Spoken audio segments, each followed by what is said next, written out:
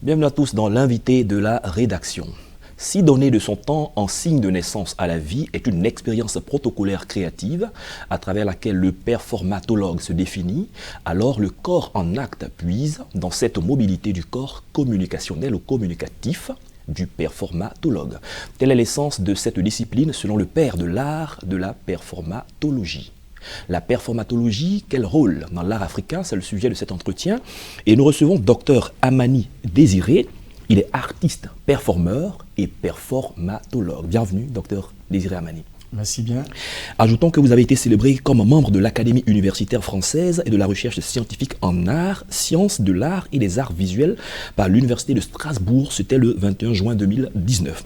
Autre chose, vous êtes considéré comme l'image de l'art de la performatologie et de la performance en Suisse, à la Haute École des Arts de Berne, en France, à la Haute École des Arts du Rhin, l'Université de Strasbourg et en Côte d'Ivoire, à l'Université Félix Houphouët-Boigny. Bravo. Merci bien. Avec vous, nous allons voir ce que c'est que la performatologie. Et c'est la première question d'ailleurs. D'accord. Ça me touche énormément. Et on va rentrer de manière performative dans l'approche conceptuelle de la performatologie. Donc la performatologie, pour mieux comprendre, c'est l'art de faire de la vie un art. L'art de faire de la vie un art. Un art, c'est-à-dire j'utilise des moments de la vie, que ce soit des moments de joie ou des moments de tristesse pour nourrir ma pratique artistique. D'accord, ça veut dire qu'on a des performeurs qui ne se connaissent pas.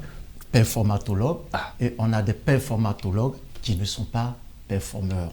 Mais avant d'être performatologue, on est déjà performeur. D'accord. C'est-à-dire qu'on essaie de trouver une sorte de mobilité du corps pour la transformer en acte dans l'action, d'où la gestuelle. Voilà. Donc la performatologie utilise non seulement la théâtralisation des actes, mais elle se fonde dans une idée de conscience, dans une sorte de spiritualité qu'elle met en exergue et donne à la création artistique. Très bien. Comment devenez-vous performatologue? Je deviens performatologue lorsque je suis arrivé à Strasbourg et que M. Alain, après 2 minutes de conversation, il m'a dit, mais écoute, Désiré, vous avez chez vous de la matière. Donc, travaille sur ces matières-là. Et en même temps, ça a égayé mon esprit critique. Je me suis dit, mais j'ai toujours travaillé sur des sujets à convocation occidentale, tels que un design textile pour inspirer des signes du zodiaque, etc. Mais là, il faut que je prenne maintenant ma part de responsabilité. Et c'est comme ça que j'ai pu nourrir cette pratique et même aller dans cette sorte de théorisation de la performatologie. D'accord. Récemment, lors des Rihanna édition 2021, vous avez fait une performance, une sorte de mise en scène. Expliquez-nous un peu le concept et quel était le message.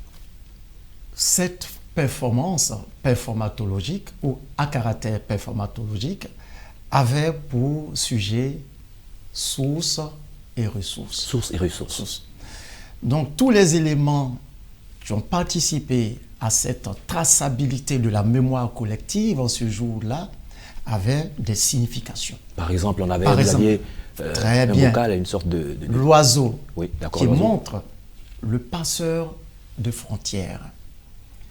Et ce passeur de frontières va de pays en pays et même aussi les différents points cardinaux. L'oiseau migrateur. L'oiseau migrateur. Donc, l'oiseau migrateur ne choisit pas ses devoirs et aussi ceux qui lui donnent à manger. Donc, vous avez vu qu'il y avait vraiment une diversité au niveau de la pigmentation de la peau. Oui. Et à un moment donné, cet oiseau migrateur prend conscience et se dit, qu'est-ce que je fais une fois que je suis posé sur le territoire?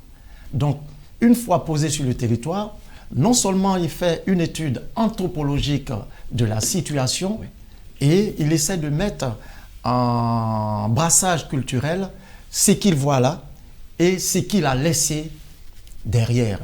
Donc c'est l'ensemble de ces éléments-là et aussi de son habitus et qui viennent nourrir cette pratique artistique de la performatologie qui avait pour but source et ressources.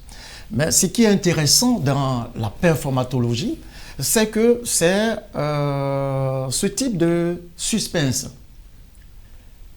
Est-ce qu'il va faire ça?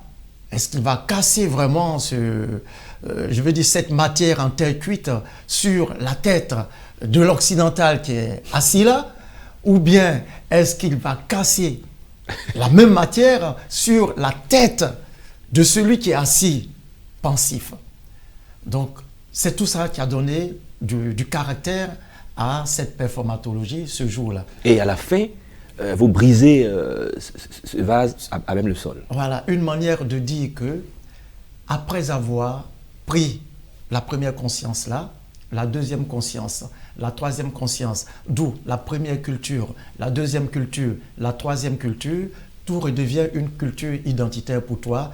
Et après, il y a la libération de ces cultures-là. Donc, le fait de briser ce type de vase par terre, c'est libérer la création. Et ce n'est pas sur n'importe quel support, mais c'était sur la terre. Or, on sait que le continent africain a été la première, on va dire, la première terre d'où les choses ont eu leur essence. D'accord. Est-ce que la performatologie, finalement, n'est pas pour les initiés? Parce que, ou bien c'est l'objectif même de l'art, de faire de l'art de la vie un art, comme vous l'avez dit. La performatologie, c'est vrai. On dira dans des gestuels ou des prestations que c'est pour les initiés et que peut-être c'est compris par les initiés. Je peux dire là, oui et non. Parce que si je prends le corps profane sur lequel je travaille, qui est en même temps le support d'adaptation et le médium, mais ce corps, avant de devenir un corps civilisé, est d'abord circonstancié, c'est-à-dire on est nu. Mais une fois qu'on prend conscience de cette forme de matérialité, le corps va s'habituer au type de décoration. On va chercher à laver le corps, à mettre un vêtement sur le corps et dès lors, il devient initié. En ce sens, on peut parler d'initié en performatologie. Mais les choses aussi peuvent naître de manière naturelle, sous forme de don. Parce qu'en fait, chacun de nous a un don lorsqu'il naît. Moi, peut-être, j'ai eu la chance de porter le nom Amani. Donc, sur le plan spirituel, j'ai ma propre spiritualité. Et c'est cette propre spiritualité qui me guide dans la création. Parce que, pour vous dire, j'ai 3 points. Le premier point A, c'est le point de départ. Le deuxième point, c'est le point B. Et le troisième point, c'est le point C. C'est là où je sors dans mes performances. Mais le milieu, là, je me laisse guider par ce que j'appelle divine connexion. C'est-à-dire, je reçois des messages là, que ça soit de partout, je reçois. Ça peut être sous forme d'audio ou sous forme d'image.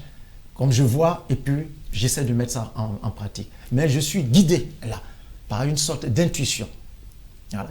Donc, lorsqu'on prend les deux, on peut être initié et ne pas être initié. Mais au cours de la prestation à caractère performatologique, l'auditoire prend directement l'initiation.